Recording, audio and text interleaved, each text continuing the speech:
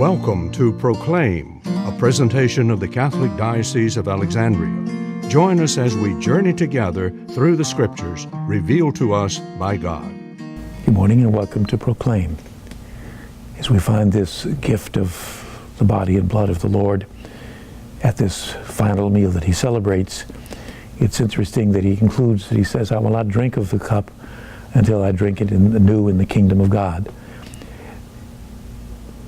The actual timetable that he's referring to is again not specifically mentioned, but it seems as though he may well be referring to the time of his resurrection, because he does, at least in some of the gospel narratives, join his disciples in a meal of one type or the other.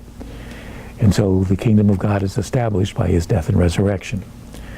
And so this part of the episode concludes with a very simple statement. It says, "Then, after singing a hymn, they went out to the Mount of Olives." That area was certainly not far from where they were.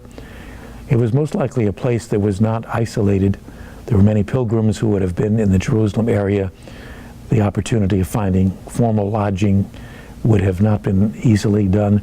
And so many, perhaps included Jesus and his disciples, would have intended to simply spend the night in the spring where the weather was decent, out in the open area of the field, out where the Mount of Olives was a very important part.